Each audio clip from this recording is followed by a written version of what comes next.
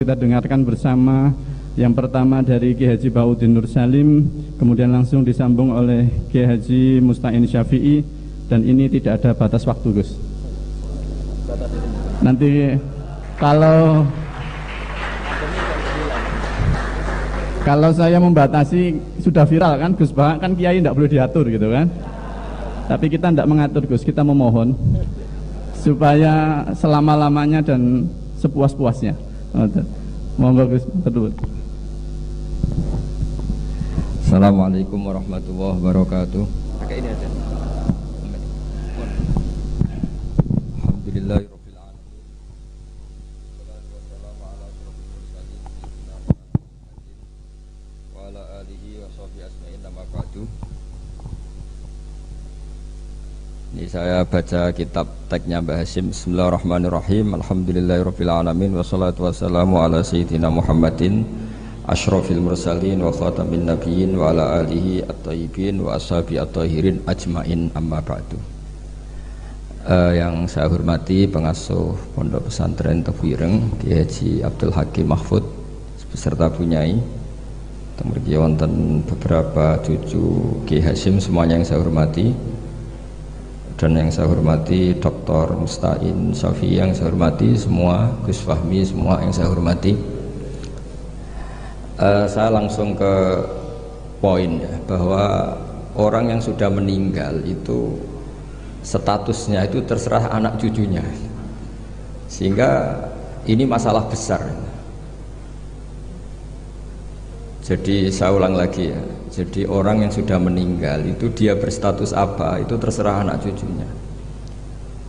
Sehingga kalau anak cucu ini, kalau dalam bahasa Gus Hakim, tukrosnya itu tidak dijaga, maka akan bahaya sekali. Dulu Nabi Ibrahim karena punya anak bernama Ishak, Ishak punya anak namanya Yakub, Yakub punya anak namanya Yusuf, terus Yusuf bin Yakub bin Ishak bin Ibrahim. Yakub ini oleh orang Israel diberi gelar Abu Bani Israel. Jadi nama lainnya Yakub itu apa? Israel. Sehingga ketika beliau wafat, dan kebetulan di negara Israel itu diberi bendera Israel. Dan karena Israel itu identik dengan Yahudi, seakan-akan Ibrahim itu ya pendiri Yahudi. Sehingga Allah membela-bela Nabi Ibrahim dengan kata-kata maka Ibrahimu Yahudiyam wala Nasrani, karena punya cucu yang meninggal di Israel dan dikira seperti itu. Kita tahu banyak guru-guru kita yang madhabnya ahli sunnah. Kalau menurut PBNU ditambahi ahli sunnah an-nahdiyah itu saya tidak tahu itu tambahan itu legal apa ilegal, tidak tahu itu. Tapi kalau anak cucunya itu kubu sebelah, itu nanti ya terus gak dikholi, terus diharamkan khol, kemudian pendapat itu seakan-akan warisan dari leluhurnya.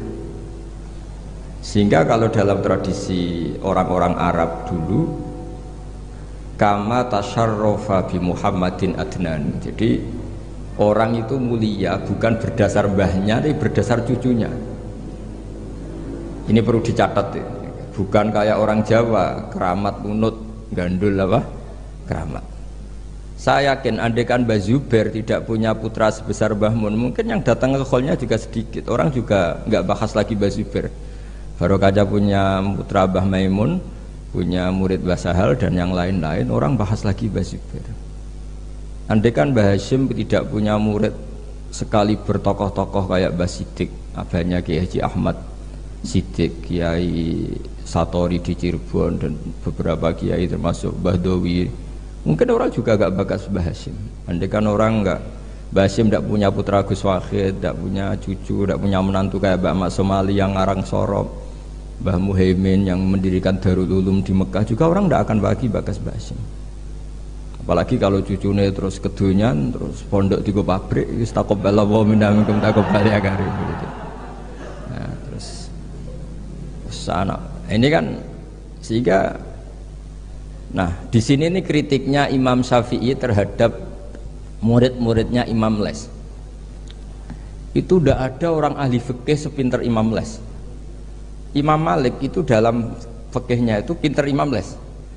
Sehingga Imam Syafi'i yang muridnya Imam Malik pernah ngendikan al-laitsu afqahu min Malik illa annahu daya'ahu ashabuh.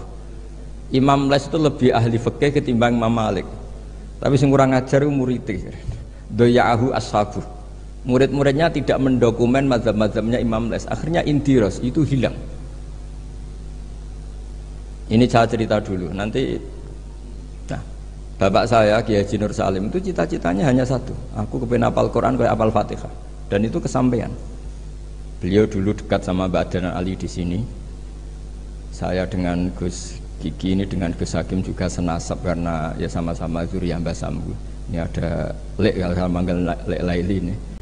Saya seperti kaidah kalau nggak pernah sepuh itu haram undang saya, ini harus dipegang. Karena ya agak kurang ajar lah, wong ndak lebih sepuh kok ngongkon itu kan ndak sopan itu. Jadi tapi kalau lebih sepuh ya saya nurut. Tapi begini, saya beri sekian contoh kualitas karangan. Ini yang mungkin alpa dari Mahat Ali. Ini saya tegur, betul-betul saya tegur. Dan ini niat saya baik. Saya sering neliti karangannya Said Muhammad, banyak dan saya baca. Itu selalu wa sahbihi ajmain. Di sini Mbah Hasyim juga menghentikan wa ashabihi at-thahirin ajmain. Fa inna hadhil kalimata kalimatun fariqatun bainana wa bainas syiah. Fa inna nukrimu jami'as sahabah wa hum yukrimuna sahabiyan wa ahanu sahabiyan akhar. Itu harus disarai, jangan menjadi monoton ajmain. Saya ngaji di mana-mana selalu pakai khutbah yang konvensional wala ali washabi asmain. Selain males nggih khutbah sing engkek, juga gak tipikal orang engkek. Meskipun saya bisa bahasa Arab. Karena ajma ini kalimatun fariqah, bahwa yang membedakan kita dengan kelompok itu adalah kita menghormati semua sahabat. Sehingga Mbah Hasyim ketika mengatakan ajmain dengan energi yang luar biasa, bukan monoton ajmain. Nah sekarang banyak santri yang bilang ajmain itu mergo hafalane mau ajmain. Maksudnya piye ya ora roh. Pokoknya ngarepe nun Rabbil Alamin mursalin ajmain. Itu santri kriminal itu harus ditobatkan. Kalau saya jadi gurunya, jadi Pak Musta'in itu tidak saya luluskan di Mahat Ali. Karena ngelafatkan ajmain orang Jawa itu ora paham. Jadi ajmain itu kalimatun fariqah bainana wa bainas syiah fa inna nukrimu jami'as sahabah. Jadi semacam maklumat. Semacam apa? Maklum. Begitu juga menyangkut sholawat. Ini ada Bul Muta'alim, kebetulan saya kaji itu An-Naur Robek, karena itu cara saya memarahi Mahat Ali di sini nanti. Marahi itu bagus lah, karena kadang-kadang ilmu harus disampaikan dengan marah, tapi tidak emosi. Sayyid Zabidi ketika memaknai sholawat itu luar biasa. Sampean bisa ngecek di Fadhailus Sholawat ala Rasulillah sallallahu alaihi wasallam. Itu kalau ngendikan itu wah luar biasa. Nabi itu jadi nabi setelah Isa bin Maryam yang dituhankan. Kita tahu Isa itu solehnya masya Allah, nggak punya istri, nggak punya anak, nggak punya harta, nggak punya apa-apa. Dan kalau dipisai orang ya tidak balas, ditabok kanan dikasih kiri, pokoknya terlalu sempurna sampai dianggap anak Tuhan. Nabi itu jadi nabi itu setelah Nabi Isa. Nabi yang begitu dimuliakan sampai dianggap sebagai anak. Sehingga Nabi itu ada traumanya. Saking traumanya Nabi itu kalau dahar itu di depan umum dan duduknya agak kurang priayi. Sehingga kalau ada orang lewat yang belum iman bilang hadar rajul alladzi yas'umu annahu nabiyyun ya'kulu kama ya'kulul abdu. Ini tahu orang yang mengira dirinya nabi, tapi kalau makan tidak priayi. Seperti makan gaya makannya budak. Tapi Nabi dengan rileks ngendikan wa ayu abdin a'badu minhu. Siapa budak yang lebih baik ketimbang keperbudakan saya? Muridan bidzalika abdullah. Beliau merasa itu sebagai hamba Allah. Tapi apa yang terjadi? Itu perlawanan Nabi terhadap status bahwa seorang Nabi itu Tuhan. Nabi melawan terus menerus. Sehingga ulamanya juga ikut mengatakan gitu. Di antara ciri khas Nabi apa? Al-a'rad al-basyariyah. Beliau harus punya sisi sebagai manusia. Karena itu bentuk perlawanan terhadap penuhanan Nabi. Yaitu zaman Nabi siapa? Isa. Akhirnya Nabi itu daharnya ya ibadah, tidurnya ya ibadah, nikahnya ya ibadah. Justru barokahnya Nabi nikah, huwa basarun. Buktinya yangkih, beliau menikah. Beliau juga basar, buktinya punya anak. Jadi semua yang terjadi pada Nabi itu bentuknya semuanya tauhid. Nafyul uluhiyah anil basar dan isbatul uluhiyah hanya kepada Allah Subhanahu. Nah, Harusnya Mahatali itu punya kualitas seperti itu. Sehingga wong ajmain nggak ditakriri, ini saya curiga. Piye ya kalimat sepenting itu nggak ada penjelasannya, nggak ada tahqiqnya. Ini yang keliru, semoga gurunya. Nggak perlu pengasuh, nggak berani ya. Nah, sehingga kata Said Zabidi, hadhil ummah masunatun wa mar'iyatun, dari kesalahan. Umat ini pasti terjaga, tidak mungkin salah kayak umatnya Nabi Isa. Bi barokati sholat ala Rasulillah sallallahu alaihi wasallam. Cara berpikir gimana? Begini, Allahumma itu Tuhan. Ya Allah, saya minta sholli, berikan sholawat terbaikmu ala Muhammad. Sehingga Allah tetap posisi pemberi, apapun hebatnya Nabi itu penerima. Sehingga jelas aturan mainnya, engkau pemberi, Rasulullah apapun hebatnya penerima. Dan ketika kita bilang Allahumma sholli afdhalus sholat, sholawat terbaik engkau kasihkan sama hamba terbaik engkau. Sehingga jelas ini Tuhan, ini hamba terbaik. Dengan sholawat maka umat ini tidak akan menuhankan kanjeng Nabi Muhammad SAW apapun sempurnanya Nabi. Nah ini sekarang banyak orang sholawat tuh pakai target 1000 khasiatnya gini, 100 begini. Oh itu juga kriminal menurut saya. Dalam konteks ilmu ya, jadi dalam konteks mujarrobat atau primbon itu bagus. Jadi kalau dalam konteks ilmu itu tersangka. Ini kata Said Zabidi, bukan kata saya yang ngarang kitab Ithaf.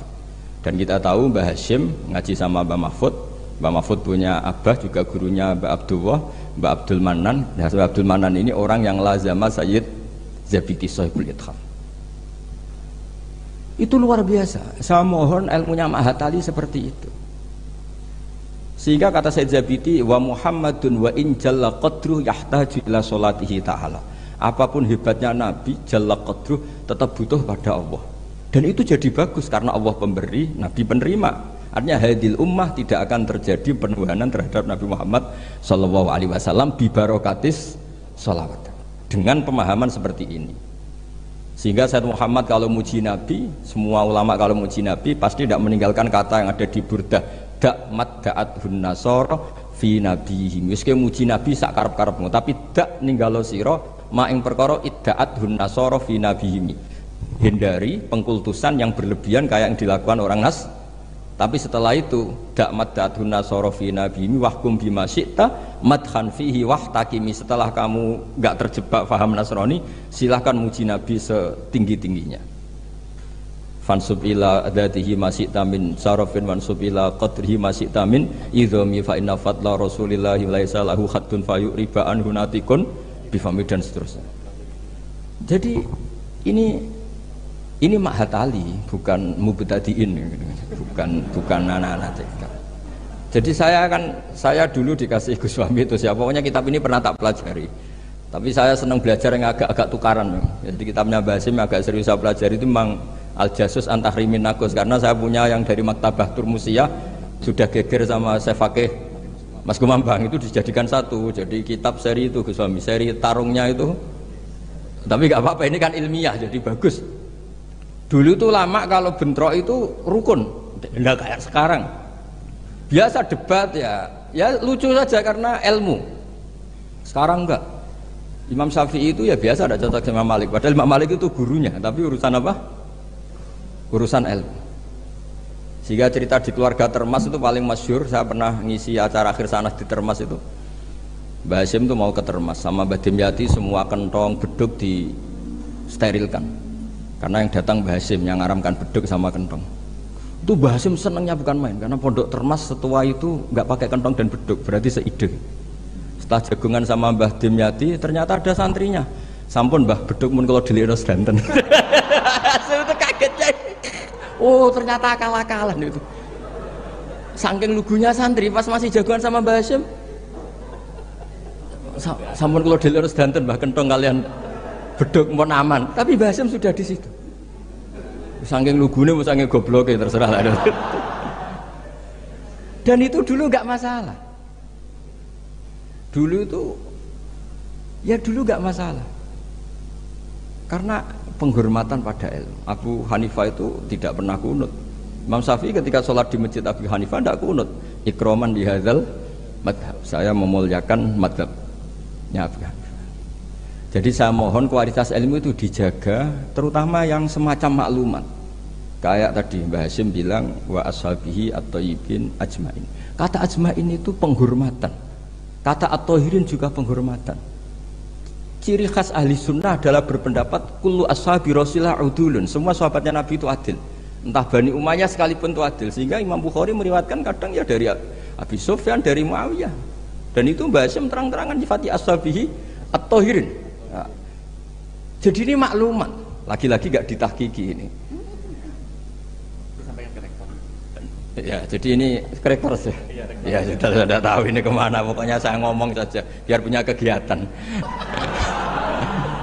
Loh, karena ini majelis ilmu, sehingga saya agak kasar lah, karena ini majelis ilmu.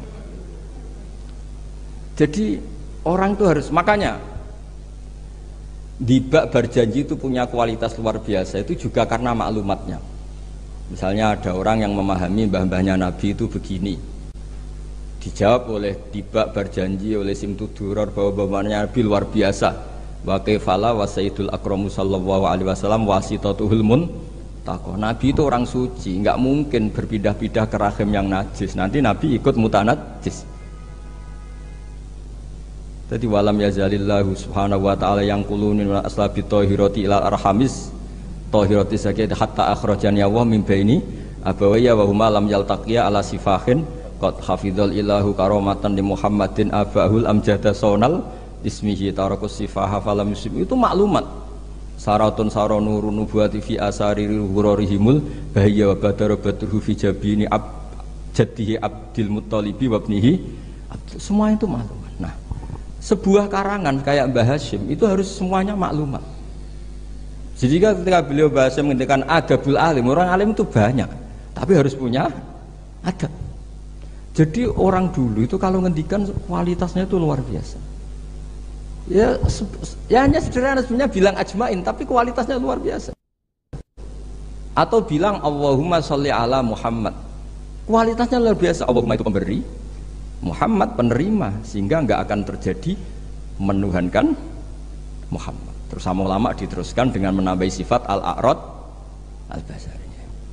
Jadi dugaan saya dan saya berkeyakinan Nabi Muhammad ketika dahar di depan umum dengan Nabi Isa yang sedang sholat itu afdol Nabi Muhammad sedang dahar, karena dengan dahar itu ada nafsur rububiyah.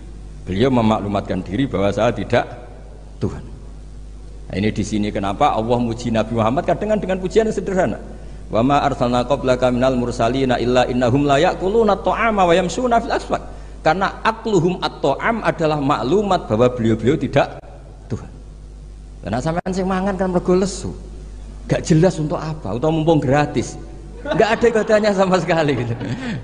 Gak ada ibadahnya sama sekali. Tapi kalau seorang nabi dahar di depan umum itu maklumat. Makanya mal masih ibnu Maryam illa rasul qad khalas min qablihir rusul wa ummuhu siddiqah kana yakulani tu'am. Loh, orang sebesar nabi loh hanya diberi status ini doyan makan. Loh, itu kalau ada orang alim, misalnya ada orang alim alama, Dr. Musta'in itu suka makan, itu kan tidak madeh. Tapi kalau seorang nabi itu madeh, karena dengan makan itu sama dengan nafyur rububiyah. Sehingga Nabi Isa disifati Allah kana yakulanit. Nah ini cerita-cerita jaga kualitas apa? Ilmu, Mahatali. Jadi ya sudah seperti saya di sini, jauh-jauh dari Rembang ke sini, ini jaga kualitas adab. Wong diutus cucunya Mbah Hasyim. Tapi tidak tahu kalau keseringan yang nyuruh yang agak dolim enggak. Tapi saya sudah benar jaga apa? Adab. Ini ada bulik saya karena sama-sama cucu dari Bani Abdul Aziz. Tapi ini cerita, jadi ilmu itu harus dijaga kualitasnya.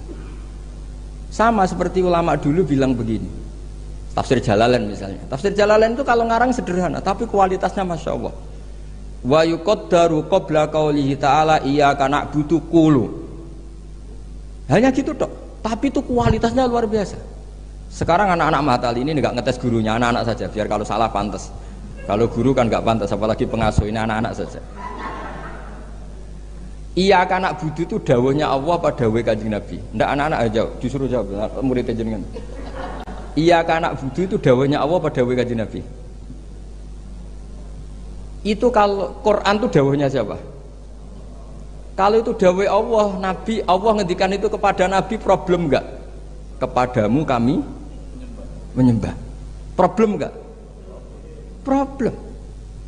Untuk menghilangkan problem itu sebetulnya sebelum iyaka itu ada kata kulu atau kul. Muhammad, kamu harus mengatakan iyaka na'budu. Bukan Allah langsung ngendikan kepada Nabi iyaka na. Kalau begitu maknanya berarti aku nyembah kue. Fatal enggak? Fatal.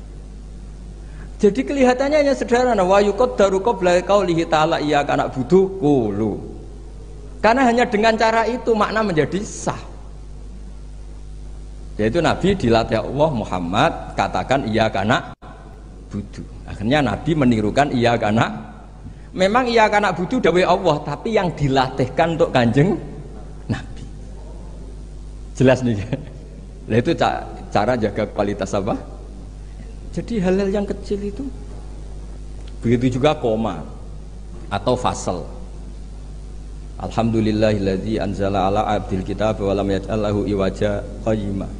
Itu kalau tidak difasal dengan sakta, maka maknanya Tuhan yang tidak menjadikan Quran itu iwajan, tidak dibikin bengkok, qayyiman ya tidak dibikin.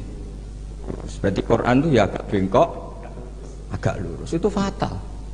Tapi kalau diberi jeda fasal atau sakta, Allah tidak menjadikan Quran sebagai yang bengkok, berhenti. Maknanya agak bengkok itu apa? Qayyimah. Nah, makanya terus ada sakta. Karena dengan sakta itu qayyimah menjadi penjelas lam yaj'al iwaja. Tapi kalau langsung maka ada tasallutul amil lam yaj'al pada iwaja. Tapi kalau dikotak, dipotong, itu Allah yang tidak menjadikan Quran sebagai iwaja, berhenti. Tidak iwaja itu apa? Qayyimah. Sehingga terus diharuskan ada sakta. Jadi ibarat ginilah, saya sebagai kiai Anda bilang, "Cung celokno Zaid, cung aja nyeluk Zaid." Berhenti Umar, mana jangan nyeluk Zaid, tapi panggilkan Umar. Tapi kalau jangan panggilkan Zaid, Umar, Bakar, semuanya dilarang dipanggil. Nah, sehingga kamu jangan hanya mentang-mentang ngaji, pokoknya anut guru sakta, jangan seperti itu tidak mahatali. Maksudnya sampai tahu kenapa harus terjadi apa? Sakta. Begitu seterusnya di surat Yasin. Qalu ya wailana manfa'atana mim marqadina hadza ma wa'adar rahman. Ketika orang-orang kafir bangkit dari kuburan, itu mereka tanya, "Man ba'atsana mim marqadina?" Siapa sih yang bangkitkan kami? Enak-enakan mati kok ada yang bangkitkan. Nah, ini qaulu mustafhimin atau su'alu sa'ilin. Terus dijawab, "Hadza ma wa'adar rahman wa sadaqal." Ini sudah janji Allah. Nah, berhubung hadza itu qaulu mujawibin, yang pertama qaulu sa'ilin dipisah dengan sakta. Jadi sakta itu tidak main-main, memang satu keharusan. Kalau dibaca langsung ya Mamba'atana mimar kodina hadza, berarti siapa yang bangkitkan kami, yang bangkitkan Allah, ngomong-ngomong dewe dijawab-jawab dewe.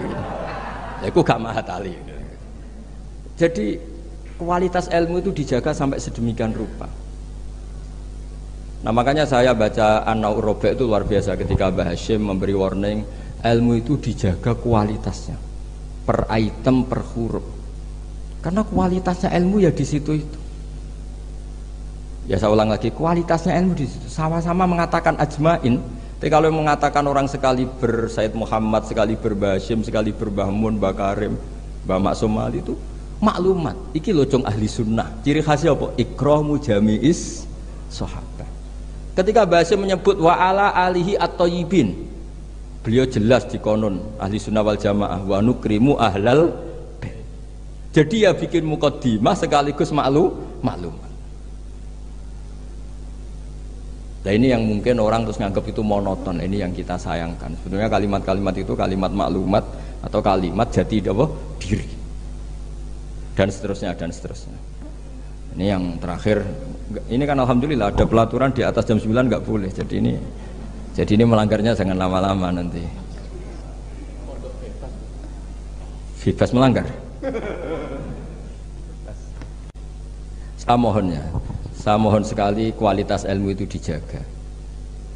Nah, terus tentang penulisan Gus Isom, saya alhamdulillah pernah ketemu beliau ketika saya dulu makili Pondok Anwar. di Pondok Lirboyo. Pas itu Gus Isom sudah senior di Lirboyo. Jadi saya pernah ketemu Gus Isom Hadik di Lirboyo. Jadi tahu betul lah beliau orang alim dan ceria dan sangat suka mendokumenter. Termasuk dokumen itu pernah naskah itu ditemukan di Rembang. Karena dulu teman-temannya Mbah Hashim itu banyak yang di Rembang. Mungkin Gus Hakim suatu saat juga harus melihat naskah beliau yang ada di buyut saya. Saya punya buyut kandung namanya Kiai Fauzan. Itu dulu teman dekatnya Mbah Hashim. Itu ada tulisan-tulisan tangannya siapa? Mbah Hashim. Jadi buyut saya di Lasem itu namanya Mbak Idrus. Idrus itu bin Umar. Ini yang Umar bin Arabi sama dengan nasabnya Kiai Hamid Pasuruan. Mbak Umar ini punya istri namanya Maimunah. Ini binti Abdul Aziz. Karena Mbak Maimunah itu saudaranya Mbah Bedowi. Nah, buyut saya kandung itu Mbah Maimunah itu punya anak namanya Idrus, itu punya istri namanya Sofia. Nah, Sofia ini yang orang Kudus. Sofia punya adik Badiah yang melahirkan Mbah Sahal itu. Nah, ini beliau-beliau terus punya adik, diantaranya Ifadilah, yang diantara cucunya ada Pak Said Akil. Tapi singkat cerita, di situ itu Gus Hakim itu ada tulisan tangannya Mbah Hashim ketika memberi ijazah baca Sahih Muslim, Sahih Bukhari, dan tulisannya Mbah Hashim. Sehingga kalau mungkin tim bisa ke sana, itu di Sarah Muslim, Sarahnya Muslim Imam Nawawi itu ada tulisan tangannya Mbah Hashim. Itu tanda tangannya begini, kata bahu bibananihi muhauqilan wa musabbihan, mem gini Hashim Asy'ari. Jadi beliau kalau nanda tangan itu diberi tambah, saya menulis ini bersamaan dengan membaca tahlil dan tasbih, muhauqilan wa musabbihan. Saking religiusnya Mbah Hashim. Jadi beliau kalau di kitab saya itu milik buyut-buyut itu. Sehingga saya alhamdulillah sekarang sambung sama Gus Hakim, sambung sama Gus-gus di sini. Saya senang sekali. Kalau ngeritik itu tidak ngeritik, tadi yang ngomong saja lah, supaya karena tadi Mbah Hashim ngaji sama Mbah Mahfud. Maksudnya di antara gurunya Mbah Mahfud selain Syekhona Khalil, dan Syekhona Khalil fi akhir hayatih ketika Mbah Hashim baca Bukhari, beliau datang ke sini, kila istafada minhu sebagai bentuk pengakuan kalau Mbah Hashim adalah tokoh yang luar biasa. Sehingga hadara majlisahu syaikhuhu, ketika beliau ngajar Bukhari itu Syekhona Khalil pernah datang ke sini, ke Tufir. Nah, saya berharap kualitas ilmu itu seperti itu. Baca sholawat itu adalah bentuk penghormatan kita kepada Rasulullah SAW, bahwa beliau mendapat sholawat terbaik dari Tuhan yang Maha Esa. Tapi sekaligus maklumat, kita tidak akan kecelakaan kayak yang dialami orang apa? Nasrani. Karena jelas Allah pemberi, Nabi penerima. Apalagi ditambahi abdika wa rasulika, tambah maklumat bahwa apapun hebatnya Nabi tetap abdu. Sehingga sifat terbaik Nabi apa? Abdullah. Sehingga ketika peristiwa Mi'raj sedahsyat itu Allah nyifati subhanalladzi asra bi abdihi. Nah, dengan cara-cara seperti itu kita menjaga kualitas ilmu. Tapi kalau kita tidak mengingatkan itu, ya dikira itu lafaz yang monoton, yang copy paste, yang klise, yang biasa. Maka ini sebelum saya ngakhiri ini, saya baca yang An-Na'u. Ini kitab saya yang beda sama halamannya mungkin sama jenengan, tapi nggak apa-apa lah. Apa? Enggak, yang anak-anak kan punyanya yang ini. Anak-anak punyanya yang apa? Yang dimiliki anak-anak? Oh, ya kalau yang di cetakan Irsadusari itu halaman 46, tapi kalau yang di cetakan ini pokoknya ikutnya An-Naw'ur Rabi'. Tidak, supaya ngerti betapa Mbah Hashim ingin santri-santrinya itu detail.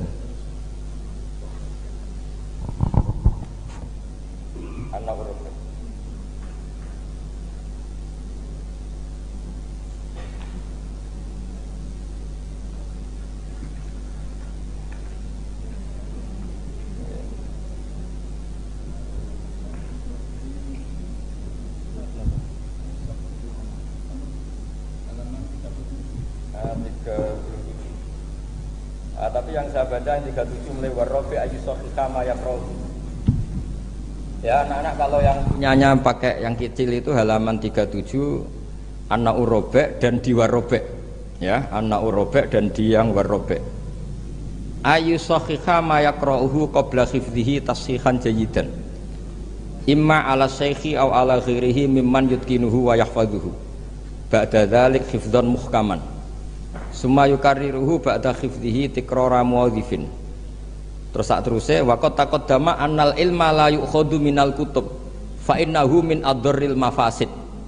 Jadi kalau orang hanya ngaji gak pernah ditasihkan guru, kata Mbah Hasyim itu min adharril mafasid. Karena itu masyhur di kalangan kiai itu.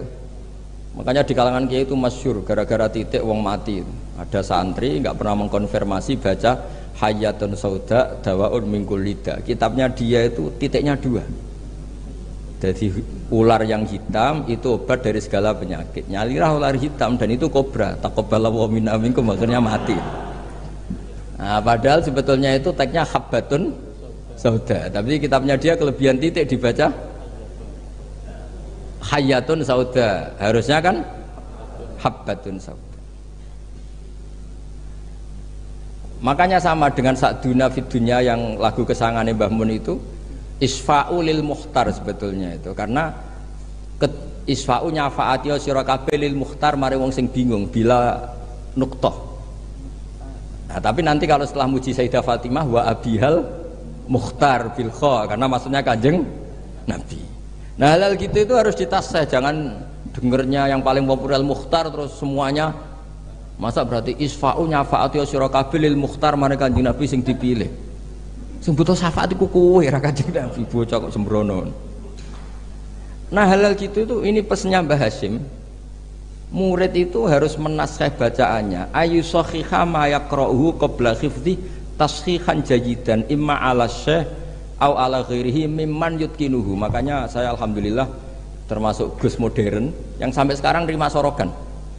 Mulai diantaranya cucunya orang alim-alim top. Ya enak mumpung nompo sorokan iso ngamuk lah. Karena saya dulu ya barokahnya pernah sorokan sama kiai-kiai saya di sarang, utamanya sama Mbah Mun dulu. Mbah Mun kalau ngecek muridnya gini, apa Pak Rozikin siapa? Roziki apa Rozikin? Kalau Rozikin ya salah, satu orang kok jamaah ini. Tapi ya gak apa-apa, jeneng gak pakai, gak pakai bener, gak jelas sih. Nah ini kan ngaji ilmu, jadi ya yang salah disalahkan, tapi bukan berarti salah betul ya, enggak, ya ada salahnya.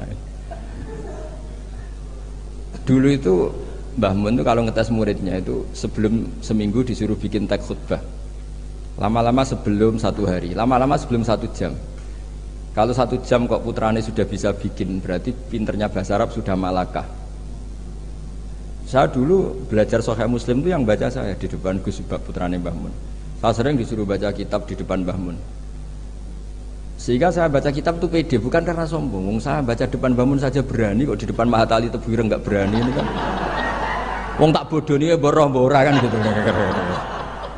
Kan. Jadi ini pesannya Mbah Hasyim loh, bukan pesannya Bahal. Ini pesannya Mbah Hasyim. Tak baca ya awas kalau nggak dilakukan. Ini katanya Mbah Hasyim. Warobe ayu sohiha ma yakrohu qabla hifdihi tashihan jayidan imma ala syekh aw ala ghairihi mimman yutkinuhu wa yahfazuhu ba'da dzalika hifdzan muhkaman summa yukarriruhu ba'da hifdhihi takrara muwadzifin atau tikrara muwadzifin, sama itu masdarnya. Wala yahfadzu syai'an qabla tashihihi li'annahu yuqi'u fit tahrif wa qad taqaddama annal ilma la yu'khadhu minal kutub fa innahu min adharril mafasid, kata beliau. Jadi nggak boleh anak-anak baca mandiri itu. Kalau baca mandiri ya seperti cerita-cerita itu. Lam Tardiman ditanyakan gurunya, Gus maknane lam tardiman apa? Bareng tak delok jebule bab khet lam tarodaman. Diabrak dadi sitok macane apa? Lam tardiman. Dadi lam taro rane ngali sapa mar'ah daman ing getih. Oleh takok Gus lam tardiman maknane apa? Bingung kene kan. Piye? Seperti guyonan itu ya Gus apa? Gus Umaryoto itu. Imriti dibaca apa? Umaryoto. Bingung kan? Itu guyonannya kakak saya ini sama itu. Gus Dur itu kalau ada Gus-Gus gak bisa baca kitab tuh Gus Dur manggilnya kan Gus Dur. Kalau ada tamu-tamu Gus yang gak bisa ngaji, Gus Umaryoto udah teko. Maksudnya itu masyhur itu guyonan beliau itu kalau karena ada orang nggak bisa baca Imriti dibaca apa? Umaryoto. Jadi saya punya kitab Qiraah Sab'ah. Itu di situ cerita kenaifan orang baca. Dan itu fatal. Termasuk nyuwun sewu qori-qori yang top itu dulu sampai alim gitu gara-gara baca itu salah. Sama gurunya dibenahin, terus dia sumpah-sumpah tidak datang ke gurunya sebelum alim alamah mengalahkan gurunya. Ini bagus kata Hasyim. Jadi orang tuh gak boleh meyakini bacaannya sendiri sebelum ditasihkan ke guru. Itu kata beliau ad-darril mafasid. Karena tadi takutnya apa? Habbatun sauda dawaun min kulli da. Dibaca hayatun sauda dawaun min kulli da. Dan itu banyak cerita-cerita gitu tuh banyak. Makanya kalau guyonan kiai Jawa itu wal jarodi lan lawang. Muridnya protes, "Mbah kula gak ada makna iku walang." Lah ya walang sing nemplek lawang mergo wis kadung isin. Terus kadung isin. Watini lan alu. Ini yang cerita Mbah Mun bukan saya. Mbah, guru kula kok maknane elo, Mbah. Lah iya wit elo kena gua alu. Asline wis isin. Wal ardi lan bom. Gurine bingung wal ardi kok bom. Bareng didelok jebule bumi dia. Ribet kan? Jadi harus ditasihkan. Yang saya pernah ngalami sendiri bukan jari itu, saya dulu ketika di madrasahnya Mbah Mun itu sekolah. Itu bab nyarai baca sarahnya Arba'in. Faman mengkote sapani wong saraka nyolong sapa man albedota anduk. Aduh, gurunya paling bingung. Cung, mosok beda maknane anduk. Jebule endok. Tulisannya kan karena tulisannya sama. Nah, ini bagus ini kata Mbah Hasyim ini min ad-darril mafasid. Nah, termasuk asal usul dikarangnya nahwu juga karena itu. Ada orang Arabi kila datang ke Sayyidina Umar, wakila datang ke Sayyidina Ali. Si jelas Arabi tadi bilang gini, "Ya Umar, ya Amirul Mukminin, kalau Allah saja gak ngurusi Rasulnya apalagi saya." Terus lima ada kenapa? Terus dia baca innallaha bari'um minal musyrikina wa rasuli. Dia baca dengan apa? Jer. Berarti Allah tidak ngurus orang musyrik juga gak ngurus Rasulnya. Terus masyhur terus Sayyidina Ali ngutus Abul Aswad Ad-Du'ali kila Yahya bin Ya'mar disuruh ngarang bab ataf. Jadi pertama nahwu dikarang itu bab ataf. Nah, ternyata Abul Aswad Ad-Du'ali juga punya trauma. Sebenarnya kan bacanya wa rasuluh menjadi istinaf. Inna wa bari'un minal musyrikin wa rasuluhu bari'un aidon. Nah, Imam Abul Aswad Ad-Du'ali juga punya trauma. Putrinya itu yang masih muda, masih anak-anak, ketika mengagumi perbintangan bilang ma ahsanus samai. Terus Abul Aswad Ad-Du'ali jawab ya nujumuha. Karena dengan dibaca seperti itu maknanya menjadi pertanyaan, langit itu yang baik apanya, Bah? Ya nujumuha. Allah innama ajibtu min husniya, saya ini kagum langit begitu baik. Mestinya bacanya ma ahsanas sama, duhai begitu indah, tapi dia bacanya ma ahsanus samai. Jadi artinya kalau bacaan nggak benar itu ya tadi min ad-darril mafas. Jadi ini pesannya Mbah Hasyim. Jadi kata beliau apa ini waqad taqaddama annal ilma la yukhadhu minal kutub fa innahu min ad-darril mafasid. Makanya nyuwun sewu sampai ada aliran wahdatil wujud, ada aliran-aliran menyimpang. Kadang takbirnya ya ada di Ihya, di Futuhat Makkiyahnya Ibnul Arabi, tapi mereka baca tanpa guru sehingga ditakwil dengan khayalnya sendiri. Makanya man ta'alama bila sayhin fasayhuhu syaitan. Jadi Mahatali sini harus ekstrim. Jangan main-main. Ini fatwanya Mbah Hasyim menyebut min ad-darril mafasid. Bayangkan kalau gurunya min ba'dil mafasid. Wah, itu kan malah fatal lagi kan. Minal fasid akhoda minal fasid wa akhoda minal fasid. Nah, dikira iduannya juga pas. Makanya kembali tadi statusnya Mbah itu terserah anak cucunya. Terus saya pernah Gus Hakim itu pernah saya di Palestina apa Israel lah terserah istilahnya, ke makamnya Nabi Dawud itu nangis loh. Karena mereka bilang King David dan dikemuli bendera Israel. Ya coba misalnya ndak ada Quran, kita ndak punya Quran, pasti bilang Nabi Dawud itu Yahudi dengan atribut seperti itu. Ya dengan atribut seperti itu. Makanya Nabi Ibrahim itu luar biasa karena bejo di cucu Nabi Muhammad SAW yang dapat Quran yang membebaskan Ibrahim dari tuduhan Yahudiyah maupun Nasraniyah. Terus diumumkan maka anak Ibrahim Yahudiyah wala Nasraniyah. Loh kenapa sampai ada ayat itu? Karena Nabi Ibrahim itu dikelola mereka. Berarti disetatuskan oleh mereka, dan mereka itu Yahudi. Artinya nasib anak cucu, nasibnya mbah sudah meninggal terserah anak cucunya. Misalnya nyuwun sewu loh, mbah saya itu misalnya orang alim. Wong alim biasanya kan rodok keramat lah. Biasanya terus tanah ya. Memang buyut saya tanah ya. Mbah Hasyim juga tanahnya banyak, Mbah Wahab juga tanahnya banyak. Terus anak putune ora iso ngaji, orang nganggep iku barokatul ilmi, dhisik mbahku iku kedonyan, mulane warisane akeh. Ya ribet loh. Ribet gak kira-kira? Ya dia tidak punya ilmu, mau apa coba? Mbahku dhisik kedonyan, kerja keras, buktine warisane akeh, ya ono sapi, ono pitik. Berarti mbahku penggemar pitik. Ribet. Tapi nak ngaji, mbahku seneng pitik, mergo suarane pitik ku tasbih. Mbahku seneng sapi, sapi ku an'am. Guling-giling nikmati Allah. Lho Mbah Mun nganti sepuh itu masih punya wedhus sing rumah tuh kanca kula, nganti sepuh wedhuse kathah. Mergo mamin nabiyyin illa waqatra al-ghanam, ndak ada nabi kecuali. Nah, artinya apa? Nak misalnya anak puture ngalim, kan mesti dapel ngono. Jebule abahku seneng wedhus. Jadi gara-gara ralim ini kan mesti macane nganggo ilmune. Mbah Hasyim mau pinggir pabrik gula, jadi cara berpikir ekonomis, golek daerah, ya ribet. Lah kok Mbah Hasyim mondok Mekah dari Mbah Hasyim seneng plesir, buktine taune Mekah, ribet. Mbah kerja ning Bin Laden, wah ribet. Jadi mbah itu nasibe gantung. Nah, ini melani Gus Isom luar biasa, beliau ya tadi seperti kata tadi nulis terus diurip-urip meneh. Hidung ya jelas ya. Wong ini ngamuk sinten ya ora jelas, pokoke ngomong ngono ae sus. Kowe salah paham yo karepmu ora karepmu, pokoke niki ikhlas wonten mawon pokoke. Mboten maksud kula niki kula dari anak Gus Hakim dikek hak ngamuk, dadi ya sudahlah. Ngamuk itu butuh majelis. Jadi ya memang seperti itu. Coba nyuwun sewu beberapa orang top itu kan yaminna. Orang tahu semua lah, Sarah itu istrinya Nabi Ibrahim. Itu sak dhuwure bunyai, zaujatun Nabi. Tapi sing wani nganggo jeneng Sarah itu rata-rata wong non muslim. Akhirnya seakan-akan Sarah itu figur yang non. Boleh sekali-kali neng-neng itu anake jeneng anu Sarah. Ben bunyai Sarah. Sing mulang kitab Sarah. Ikuti kata bunyai. Dan ya lu yo Nabi. Gara-gara yang pakai mereka seakan-akan ya kubu mereka. Boleh sekali-kali Gus-Gus jenenge Daniel, Yusua, Yasa. Jadi status itu karek anak putu. Jadi ini cerita makanya kama tasyarrafa atau kama takarrama bi Muhammadin Adnan. Jadi Sayyid Adnan itu mulya gara-gara dia putu sing jenenge Kanjeng Muhammad sallallahu alaihi wasallam.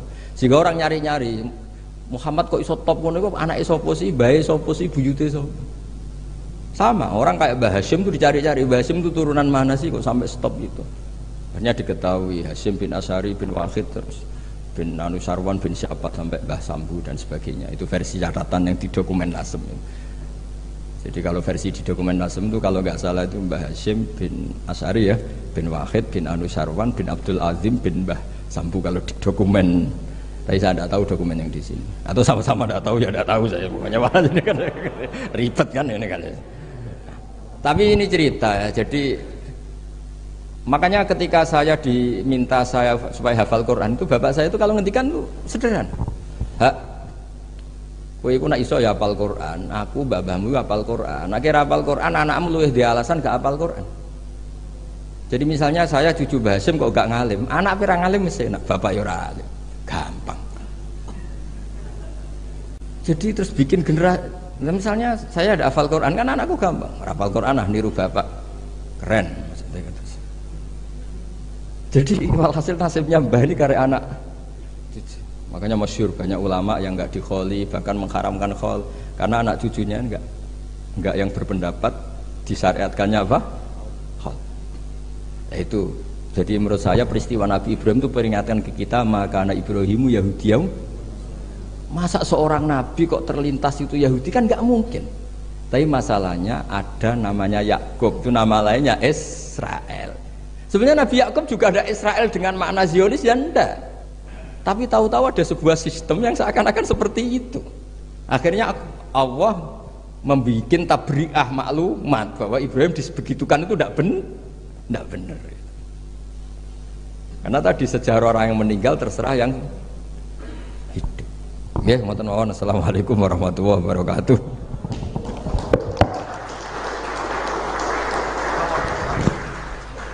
Wah, cek enak-enak yang kedua. Ngoten iki men protokol.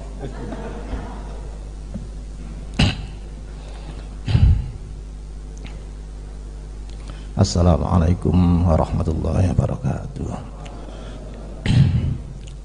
Alhamdulillahi wa kafa wa salamun ala ibadihi alladhina astafa amma ba'd. Yang terhormat Bapak Pengasuh bersama Ibu, barakallahu fiikum, Kiai Bahauddin hafizahullah,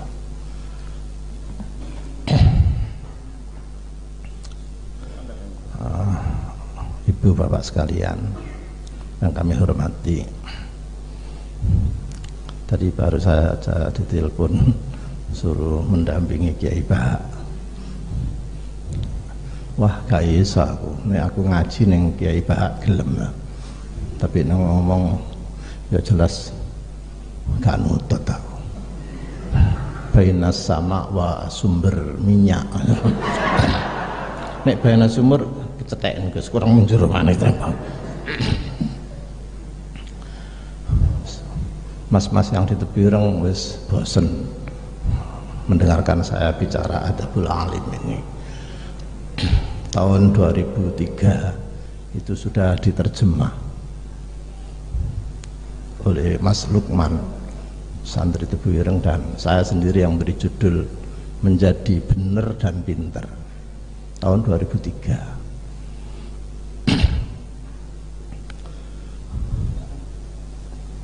Terus sekarang booming lagi, bagus. Sama dengan kitab Al-Allamah Hasyim Asy'ari, peletak Wadhi'ah Labina Indonesia, itu zaman almarhum Kiai Yusuf Hasyim. Saya sudah diberi teks aslinya oleh beliau, saya baca dengan almarhum Pak Syuhada Syarif, tapi tahun berikutnya terus diterjemah oleh Gus Mus yang pernah dibaca Gus Bah di hall itu iya tahun berapa itu ya, masih sugenge Pak Yusuf Hasyim, saya masih tahu teks aslinya itu. Nah, juga ketika sebuah tesis di Australia menggugat bahwa kitab Adabul Alim itu plagiat, Hadratus Syekh dituduh sebagai plagiat, menjiplak karya Tadhkiratus Sami milik Badruddin Ibnu Jamaah. Jadi kitab Adabul Alim ini menjadi skripsi sekian banyak, menjadi tesis sekian banyak, sudah menjadi disertasi sekian banyak dengan berbagai sisi kajian. Bahkan di pascasarjana saya juga membimbing ini sebagian. Maka ada baiknya kalau kita itu melacak semua karya ilmiah yang membedah Adabul Alim ini dari perspektif teoritis yang ditulis di akademik.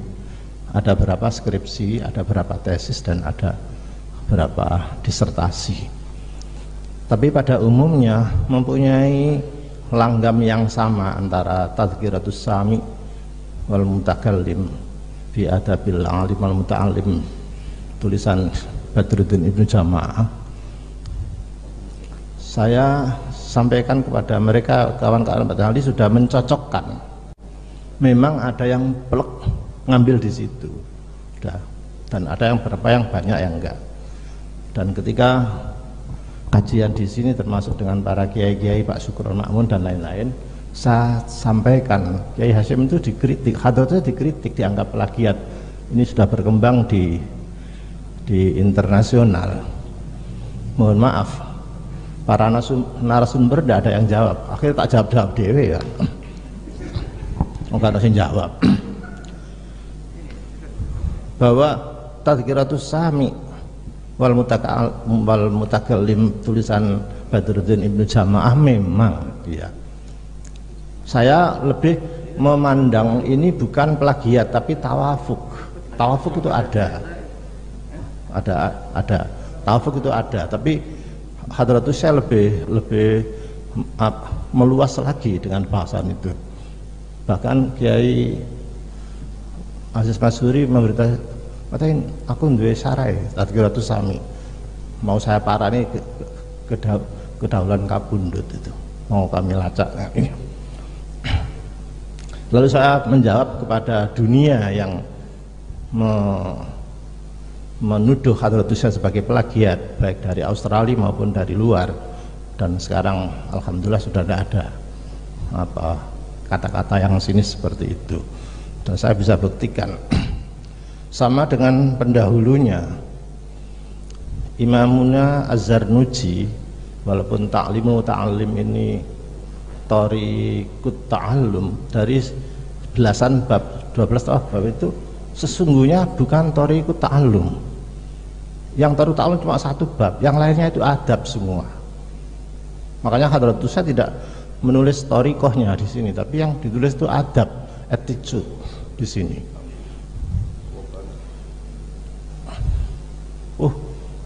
Kalau begitu tradisi ulama-ulama dulu itu bukan metodiknya yang dipakai, bukan metodiknya, tapi adabnya. Maka saya bisa membaca di sini bacaan pendek saya bahwa ilmu yang didownload dengan menggunakan adab itu hasilnya tidak sama dengan yang didownload pakai pendekatan metode. Metode barangkali itu sebuah kognitif ya, sebuah akademik, tetapi tidak bisa atraktif seperti ilmu yang didownload dengan adab. Maka ilmu itu bukan lagi ilmu muktasab, tapi ilmu itu menjadi ilmu mauhibah. Kalau sudah membicarakan ilmu mauhibah, maka pemilik ilmu mauhibah ini akan bisa berdemonstrasi dengan kecerdasannya sendiri yang mungkin tidak terukur.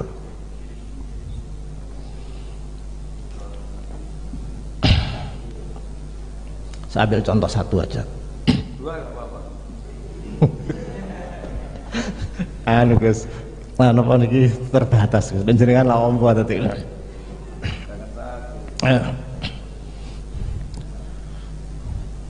Tentang ilmu ini, kenapa Al-Quran merujuk ahli ilmu tidak mengatakan begini, fas'alu ahlal ilmi in kuntum la ta'lamun, tapi fas'alu ahlal dzikr in kuntum la ta'lamun. Seharusnya kalau akademik ya fas'alu ahlal ilmi lah, bukan ahlal dzikr. Jadi apa diferennya di sini, ada perbedaan.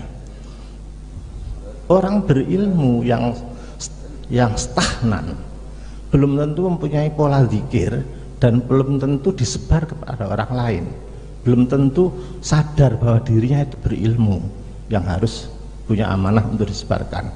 Tapi kalau ahlul dzikr itu mempunyai sifat humbilistik yang sangat tawaduk di hadapan Allah dengan ilmunya itu, sehingga punya amanat menyampaikan, dan ilmu yang disampaikan itu mungkin bisa atraktif terus menerus.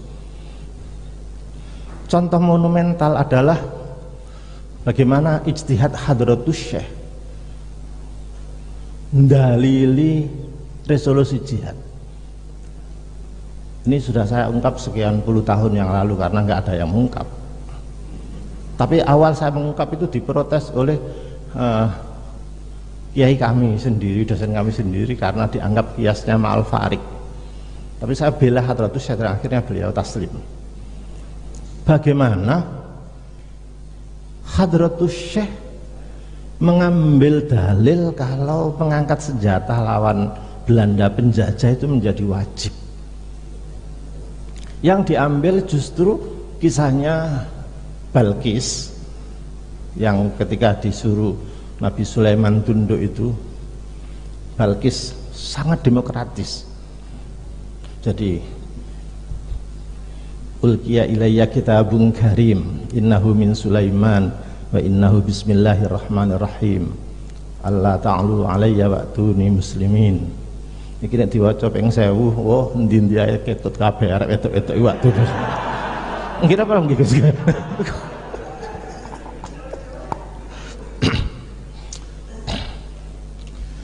Bayangkan sudah digambarkan bagaimana demokratisnya Balkis. Cobalah. Ayyuhal mala aftuni fi amri. Coba. Perbedaan mala itu penggede istana, penggede. Kalau kaum ya kaum itu masyarakat umum. Maka itu mala. Bagaimana seorang ratu demokrasi itu? Aftuni fi amri ma kuntu qati'atan amra hatta tashhaduni. Ojo nangko didukani kari Gus Pak engko. Ana khatae soalé. Dan model-model ngono ku akeh kan itu buang kok. Akhir demi kofiah kan ada kan. Nah, yang namanya malak ya sudah gini-gini kasih hadiah. Subhanallah, ini yang tidak masuk akal bagi saya. Belum ada ulama yang istidlal kerusakan yang dipakai oleh yang dilakukan oleh Belanda itu ini. Innal muluk idza dakhalu qaryatan afsaduha wa ja'alu a'izzata ahliha adillah. Ketika saya menyampaikan ini, Balkis itu menuduh Sulaiman itu muluk itu akan menjajah begini, afsaduha wa ja'alu a'izzata ahliha adillah wa kadzalika yaf'alun.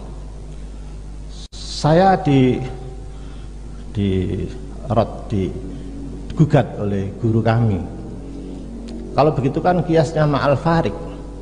Bagaimana Sulaiman yang muslim di padakno karo Belanda yang penjajah.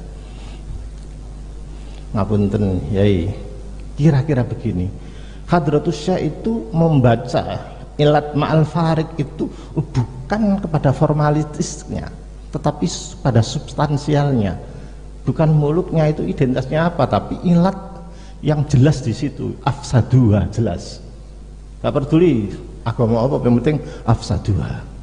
Nomor 2, waja'alu a'izzata ahliha, betul-betul diporak-porandakan statusnya orang pribumi ini menjadi adillah. Terus pucukane ayat api, wa kadzalika yaf'alun, timbangane angel ngurujukna kadzalika, wa kadzalika lan ya ngono iku yaf'alun, kelakuane londo. Wis ngono ae mare. Timbangane engko ifsad ja'al anu aizzah ada wis kesuwen wis ya ngono iku kelakuane londo. Wis ngono ae gampang wis. Nah, begini ini kalau tidak ilmu mau hibah gak bisa. Piye carane? Disiplin usul fikih sampean delok siapapun kalau ada farik sedikit kiasnya itu dicatat ma'al farik, tapi khadir itu saya tidak mau tahu. Ini menjadikan pedoman.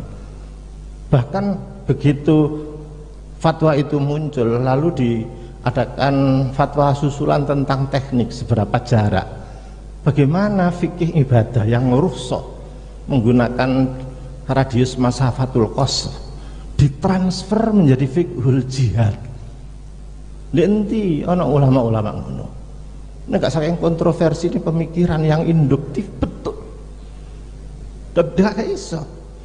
Karena itu mohon maaf, pengkajian pemikiran Hadratus Syekh itu sekarang sudah mulai beranjak dari ijtihad yang qauli itu menjadi ijtihad yang manhaji, yang menurut pemikiran Abid Al-Jabiri dari epistemologi bayani sudah naik sedikit ke epistemologi burhani, mungkin naik. Teori falsifikasi proper bola apa atau proper barang mesin balik ke sini, nanti hilang lagi nanti kan. Dengan demikian maka Hadratus Syekh ini dengan ilmunya yang sebegitu hebat, saya hanya ingin membaca dari Adabul Alim. Kalau seperti itu cara mencari ilmu, ya pantes saya cemerlangnya Hadratus Syekh pikiran itu gak tertebak, aneh-aneh gitu. bagus sekali. Terus pertanyaannya itu santri endi sak donya iki sing nglakoni kaya adabul alim ku endi? Ya waro, ya zuhud, ya ngene. Ndelok potongane masih arek materi sendiri aku gak percaya aku. Gak percaya terus terang. Apa mana kuliah bareng wedok? Adalah tahanan sampai tak kandani. Dulu Unhas iku, dulu tapi ya dulu sing lanang mahasiswa itu fakultas siji fakultas syariah manggone di Tebuireng sini ya gini, loro dakwah di Jombang. Sing jenenge mahasiswa itu kuliah mesti fakultas syariah, mesti. Nah sing wedok jenenge kuliatul banat mesti tarbiyah. Dadi gak ono arek lanang kuliah tarbiyah itu gak ono biyen niku. Wedok kuliah syariah itu gak ada dulu, tapi kan sudah berubah. Wong Hadratus saya punya perubahan. Karena itu orang yang mempunyai ilmu mauhibah ini seperti orang memonitor keadaan itu pakai drone dari atas, tidak picik. Oh iya, makanya daya sadarnya Hadratus Syekh terhadap pemikirannya yang dikritik itu tinggi sekali. Coba kita lihat ya, Kaful Awam ya. Kaful Awam itu ditulis tahun 1913, 2 tahun setelah Syarikat Islam.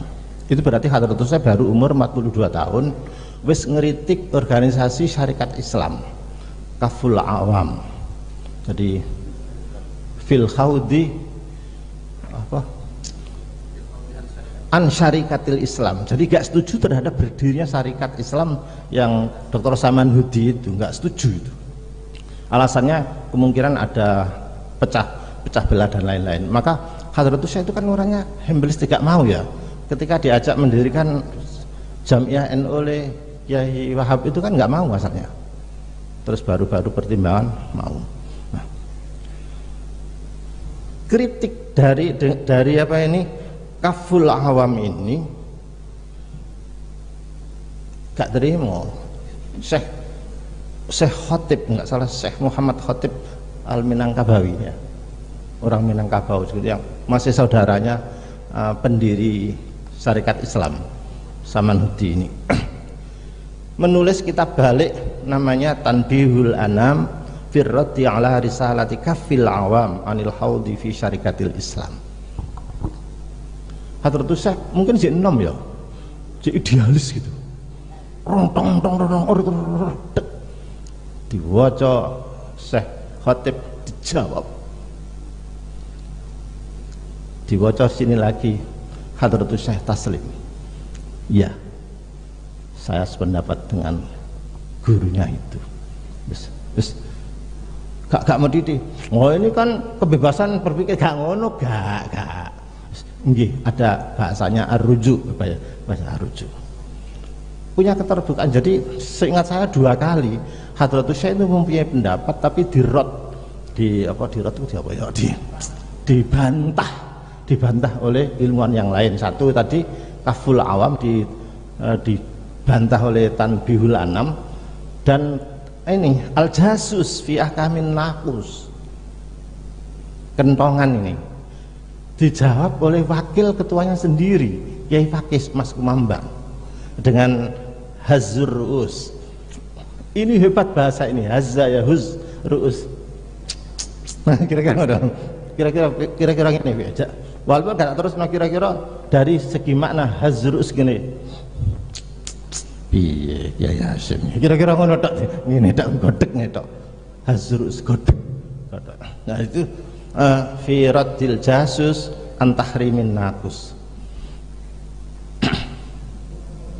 Ketika Hadratus Syekh menerima jawaban ini pada musyawarah para kiai, itu dibacakan, ini Kiai Fakih sudah menjawab seperti ini dan silahkan itu pendapat.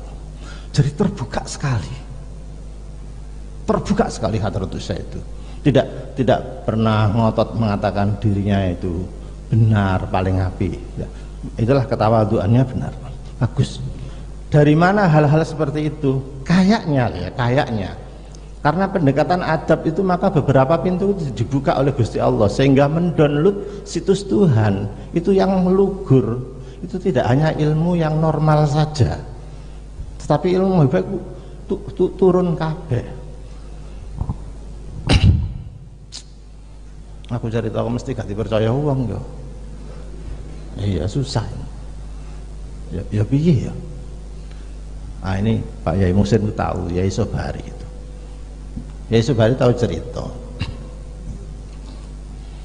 bahwa di cedek makam di Komplek P itu ono padang-padang didelok, ono sing delok niku cedek P makam niku tibake Hadratus Syekh itu ngaji ngulangi Gus Yakub. Gus Yakub sing adike bibike Gus Isom. Ngaji ngulangi Gus Yakub. Makanya Gus Yakub tuh gak tau mau nek ngaji, jare kanca-kancaku sing ngaji. Nek gak iso ku kita itu. Apa ngarang kita panggil pol. Mbah itu celuk Al-Fatihah tuh mbah. Iso mana? Sing ngajeni At-Tajridus Shorih. Ya, saksine dulu tuh bangsane Pak Rozak apa jenenge iku? Jenenge iku majelis Suro ya, Dewan Suro dan lain-lain. Terus itu satu. Seorang kiai bercerita, mungkin mosok Hadratus Syekh ini ngene mosok isok ngene. Ya wis. Terus beliau itu kan dalamnya kan keras kan, Pak sawah. Malah aku digoncengno sepeda iku. Niku nek sawah ceret niku terus jatuh. Dek jeglong. Biar suasana berubah iku wong putih-putih serban wis nunggu kedatangan Hadratus Syekh yang akan memberi pengajian di situ. Tapi iki jarene percaya ya sak karepmu, gak percaya alhamdulillah, gak kaken perkara. Tinggal satu permasalahannya, mungkinkah wong mati iso mengajari wong urip? Timbangan aku ngarang. Lihat Al-Quran bagaimana berbicara tentang Rasul yang mendidik kita. Mesti yatslu alaihim ayatihi, yatlu fi'il mudhari', wa yu'allimuhum mudhari', wa yuzakkihim mudhari'. Jadi continue, terus menerus. Bahkan Hadratul Rasul sudah wafat itu masih aktif nyambangi kita, cuma kita kegedean hijab sehingga tidak bisa komunikasi dengan Hadratul. Coba kalau hijabnya itu dibuka seperti Imamuna Al-Ghazali, coba seperti Imamun As-Suyuti, kuntu usailuhu yaqadha, seperti itu. Apa susahnya? Jadi dilihat dari bentuk yatlu mudhari' terus menerus. Saya yakin orang bisa menimba ilmu dari orang mati itu bisa. Nek iso, tapi nek gak iso ya wis. Awak ini gak pati iso. Nah nek Gus Bahak bareng wis biasa karena gelek sapa kuburan tadi komunikasinya itu sangat lancar itu. Nah ini karena itu sifat hembristiknya Hadratul Rasul ini bisa dibuktikan ketika menulis kitab At-Tanbihatul Wajibat yang ditulis tahun 36. Kalau Adabul Alim 25 ya. Ini 25 ya ini. Ya 25 ya, 25. Tahun 36 memang di situ disebutkan bahwa ihana, perendahan terhadap Hadratul Rasul itu ya hukumannya mati. Memang di yang tetapi ketika ada persoalan besar yang dibahas oleh Muktamar tahun 1939 di Magelang, Hadratus Syekh berubah arah. Bayangkan, mari nulis kitab ngenyek Kanjeng Nabi dihukum mati, Nah iki saiki digawe dalil ulaika sing keras-keras iku. Hadratus saya hukum mati ku. Sapa presiden sapa jenenge? Macron Perancis iku. Termasuk majalah Charles Hebdo barang itu kan itu anjene kemalan iku anjene. Ngarai perkara anjene iku. Hukum mati saja. Ini sama Hadratus saya kalau nulis juga begitu, hukum mati. Di at-tanbihatul wajibat hukum mati. Tapi begitu bermasalah, ada persoalan dibahas di muktamar, beliau memandang sebuah kemaslahatan yang hebat lagi. Saya tidak tahu apakah Mas Solihnya ini menggunakan Najmuddin At-Tufi apa enggak. Kayaknya iya, bukan sekedar teori masalahnya Imam Asy-Syatibi, tapi yang dipakai Najmuddin At-Tufi rupanya ini. Jadi apa ini ya, nas itu bisa meluas. Beliau justru tidak setuju terhadap dihukum mati terhadap pada orang yang menghina Hadratul Rasul tadi, tapi mengusulkan, Jalan itu mengusulkan, hendaknya ada aturan yang baku dari pemerintah, karena kita itu sudah terikat oleh pemerintah. Maka pemerintah didesak untuk membuat aturan jangan sampai ada ihana itu, sehingga legal betul. Coba nomor 2. Semua jihad itu fikih klasik mesti mengatakan harus perintah ulil amri, nggak boleh, nggak harus pemerintah presiden, mau punya orang presiden. Tapi Hadratus saya tidak menggunakan itu karena ulil amriyah belum dibentuk. Pada saat raja-raja Jawa itu tidak bergerak, tidak berdaya, bahkan ada yang dimanjakan oleh pemerintah, maka justru kiai-kiailah yang bergerak, yang bisa mobilitas umat seperti itu. Nah karenanya maka pada saat siapa ini namanya Van der Plas dengan insinyur siapa yang pendamping Karl von Schmidt, ya Van der Plas dan ya itu kan di Tebireng diterima Hadratus Syekh masuk, tapi sopan, dia bawa herder besar itu di dalam di gerbang ngono gak dilebokno.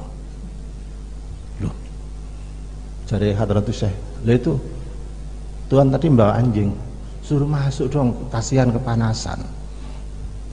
Santri kan ini, iku lho asune londo iku lebokno, gak gelem. Ya ini ku asu niku ngono. Pun menghormati, wis bapak tak mlebu kandang. Setelah keluar Van der Plas dengan Smith tadi keluar, santri-santri senior kira pengurusnya gugat Gus Kikin. Niku kan mughalladha.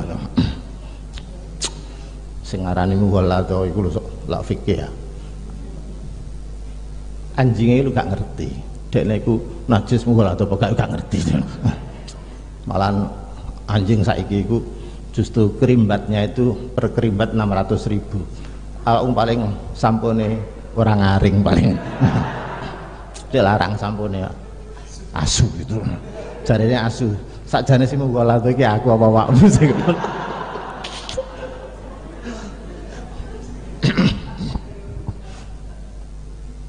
Begitu berani menyampaikan pendapat ke Hadratus Syekh. Iya,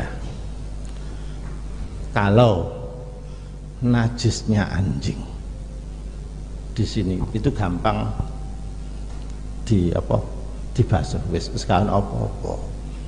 Tetapi dengan keakraban bisa begini-begini itu mahal sekali. Jadi Hadratus Syekh mampu menyederhanakan masalah yang fikih oriented, yang bisa diselesaikan sekejap itu dengan universalisme makosid atau masalah yang umum tadi. Matahari itu maunya ke sana, ahlinya itu ke sana itu loh. Ya saya kira cukup, pada mau cukup. Terima kasih kepada para narasumber kita. Protap ini tidak mengizinkan sesi tanya jawab, ini gimana? Mau bertanya atau? Oh, dua pertanyaan. Oh, siap, Dua pertanyaan, hanya satu sesi dan dua pertanyaan. Kalau ini sudah titah kiai harus dituruti. Sekalipun panitia minta 3 ya, harus manut 2. Nggih, monggo yang mau bertanya. Wah, nggak berani tanya, Gus. Oh, ini ketua panitianya ini. Monggo yang mau bertanya.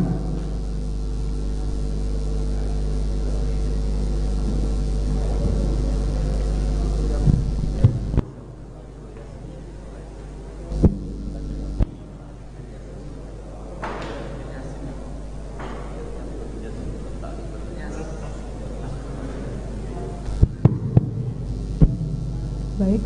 Monggo. Jika ada yang bertanya bisa langsung ke sini saja. Nggih. Yang bertanya maju ke depan.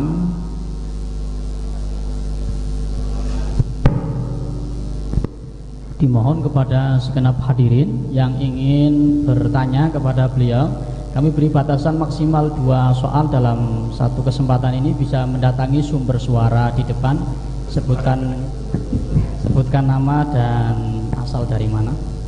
Silakan kepada para ustadz mungkin, Itu. para pembina, monggo. Ya.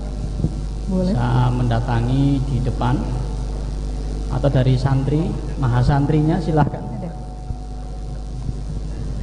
Ya, monggo.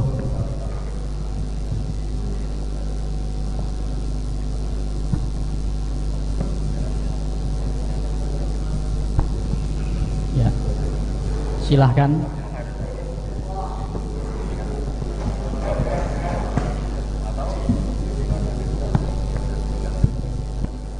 Assalamualaikum warahmatullahi wabarakatuh. Nama Salam. saya Muhammad Khairul Anam, asal Pasuruan. Saya mau tanya Gus, ngapunten satiri. Jadi saya pernah ngaji nggak tahu ngajinya itu agak ngantuk atau gimana ya. Ngaji Adabul Alim itu disebutkan bahwasanya ketika kita mencari seorang guru itu dianjurkan untuk istikharah atau melihat kriteria guru tersebut. Jadi problemnya kali ini hampir semuanya mungkin ya, ini yang saya lihat di mana-mana pun itu karena ada sistem madrasah atau sekolahan, orang itu ketika ngaji nggak tahu gurunya itu udah diistikharoi kepingin ngaji ke ini, akhirnya salah Gus. Jadi ditetapin ngajinya sama ini, jadi nggak tahu sistem keilmuannya gimana, kita anggar ngaji aja gitu Gus, anggar ngaji jadi nggak tahu apa beliau itu alim atau enggak karena udah ketetapan dari suatu madrasah tersebut, ketetapan dari suatu lembaga tersebut, nggak tahu pasnya gurunya itu Mas. Jadi gurunya nggak benar, muridnya apalagi gitu. Nah, kalau Mbah Hasim dulu habis dari ya ini tahqiq ke ya ini, tahqiq ke ya ini gitu. Jadi nonton ikut guys. Betul. Nggih. Satu lagi? Nggih, satu lagi. Satu lagi. Yang sebelah sana mungkin? Oh iya itu. Masnya yang tunjuk tangan. Bisa langsung ke sini? Oke, baik.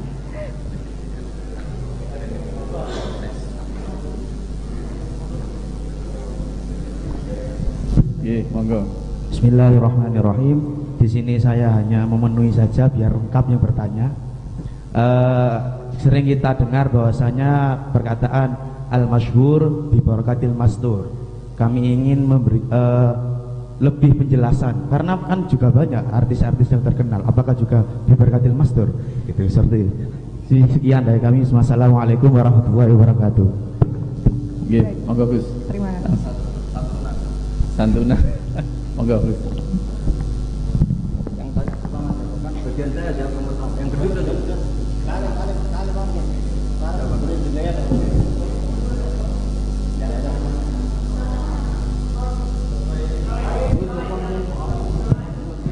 Untuk soal pertama atas nama dari Mas Khairi. Khoi. Khoi yang kedua dari Mas Choi.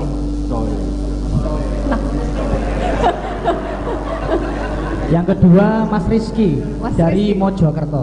Oh, tadi ada Choi itu maksudnya bagaimana ya? Oh gitu, baik silahkan Gus. Disumungkaken. Itu enggak berdasar suudzon tuh tanya. Nah itu kan redaksinya Mbak Hasyim hanya ngendikan yang bagi ya, sebaiknya anjurannya kalau milih guru itu ya di istikharah. Itu konteksnya itu final tabasal amr, di mana-mana istikharah itu ketika iltibas. Tapi kalau sudah gurunya jelas, pondoknya jelas, sanadnya jelas, saran saya malah tidak usah istikharah. Dulu ketika beberapa teman ditunjuk kiai untuk nekai dalam, itu mau istikharah kiainya tersinggung, nanya aku berarti mau istikharah ini. Jadi itu lazim saja Mas Khairi gitu ya. Kalau istikharah itu fima idzal tabasal amr, di mana-mana istikharah itu untuk hal-hal yang mirip iya mirip tidak itu. Tapi kalau sudah jelas ya enggak. Masa saya ngaji bangun istikharah dulu sama bahasa istikharah dulu. Nah kalau sama ini istikharah dulu. Nikah juga gitu. Kalau jelas cantik, nasabnya jelas enggak usah istikharah. Kalau gendut, keriting lah itu harus istikharah. Jadi intinya itu ya kira-kira gitulah kira-kira. Jadi di mana-mana istikharah itu kan mencari pilihan, itu ya dalam hal yang masih iltibas. Kalau sudah jelas ada perlu apa? Istikharah. Lama-lama kamu nyari ilmu apa enggak, istikharah dulu. Makan apa enggak, istikharah dulu. Ya ribet. Jadi ini gurunya ini gimana Mah Tali kok tanya kok gitu gimana ini. Nggak, guru juga harus digojlok supaya itu dikasih tahu. Jadi istikharah itu ketika terjadi iltibas. Lama-lama kamu NU apa ndak istikharah dulu. Mondoknya dibuir NU apa ndak istikharah dulu itu kan gak ngergani. Udah jelas ya itu ya. Terus yang kedua apa tadi pertanyaan? Ndak, itu kalau terkenalnya itu wakam bin masyhur bi barokatil mastur. Nah itu pastilah.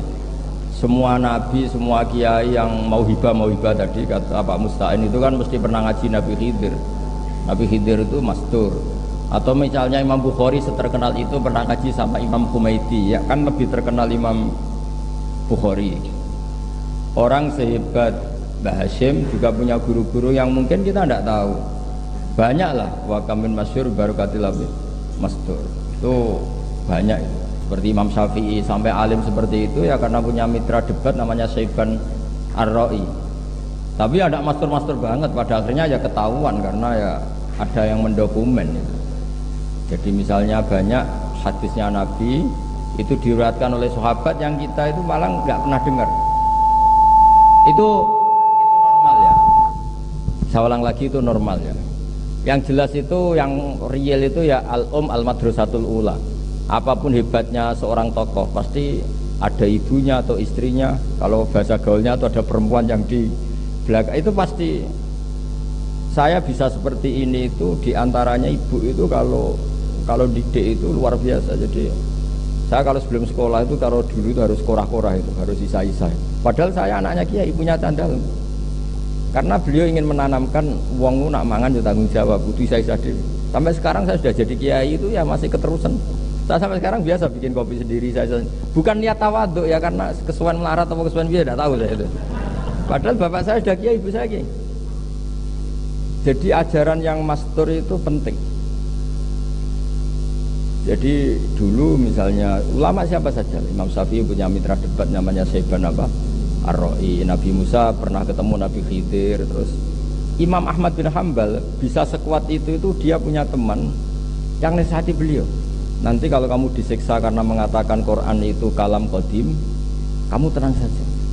Aku itu kata orang itu tadi, teman ketemu di jalan tapi bukan teman akrab. Aku itu maling, demi bodoh ini dipukuli biasa, padahal demi bodoh ini demi maling. Kamu demi hak harus lebih berani katanya. Itu kata Imam Hamal, walam yazal atulah, saya selalu mendoakan dia karena nasihatnya dia itu sangat luar biasa. Jadi kalau di wali abdal itu kan mesti ada wali yang kumul, wali apa, makanya masyhur wa kam masyhurin bi barokati mastur. Itu normal lah. Jadi dulu semua kiai itu pasti punya teman debat dan itu kadang-kadang orang biasa. Yang masyhur yaitu tadi Imam Syafi'i itu punya mitra debat namanya Syaiban Ar-Ra'i. Itu secara lahir dia ya penggembala ya, tapi kalau Imam Syafi'i datang ke situ tuh debat berjam-jam. Dan itu luar biasa namanya Syaiban apa? Ar-Ra'i. Jadi saya mohon itu normal sekali karena tadi rubba as'asa akhbar madbu'in bil abwab law aqsama 'ala Allah la barrahu. Jadi banyak orang yang secara lahir itu ditolak di mana-mana, tapi sebetulnya orang ini sekali ngendikan itu didengar oleh langit. Tapi kamu juga agak boleh anti terkenal. Kata Imam Ghazali, tidak ada mansib yang sebarokah terkenal. Jangan kira kalau Nabi itu hurrima a'dhamal amran, yaitu semua Nabi itu terkenal, dan barokahnya terkenal, Islam bisa diperdengarkan di seluruh dunia. Jadi kalau kamu ya jangan terlalu muji humul. Awwalu hadad din al-ilam. Pertama Nabi jadi Nabi apa? Pertama yang dilakukan adalah memaklumatkan diri kalau beliau adalah seorang Nabi. Dan ketika sebuah kebenaran, apa yang diharamkan? Kitmanul ilm. Jadi kamu ya jangan terus muji yang humul. Terkenal itu juga barokahnya banyak karena kitman itu diharamkan. Dan ketika seorang nabi jadi nabi, pertama kewajibannya apa? Membuat pengumuman at-tahaddi bin nubuwah, memaklumatkan diri kalau beliau adalah seorang nabi. Jadi ya seperti itulah, yang penting seimbang. Tapi yang penting pesan saya tadi itu loh, kalau bilang ajmain itu jangan kayak wiridan. Itu maklumat dari seorang Mbah Hasyim Asy'ari bahwa ciri khas ahli sunnah adalah ikramu jami'is sahabat. Terima kasih. Kita sampaikan terima kasih jazakumullah khairan katsiran kepada Ki Haji Bahauddin Nur Salim, kepada Ki Haji Musta'in Syafi'i yang telah memberikan luar biasa kepada kita, sampai enggak usah disimpulkan sendiri, malah salah nanti menyimpulkannya.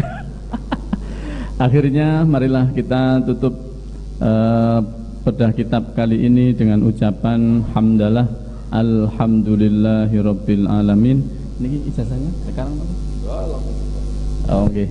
Ini nanti kita diberi ijazah oleh Gus Bahak, tapi hanya orang tertentu Gus nggih. Nggih. Dibagi nggih. Matur nuwun segala perhatian, mohon maaf atas segala kurangan. Hadanallahu wa iyyakum ajmain. Wallahul muwaffiq ila aqwamit thoriq. Wassalamualaikum warahmatullahi wabarakatuh.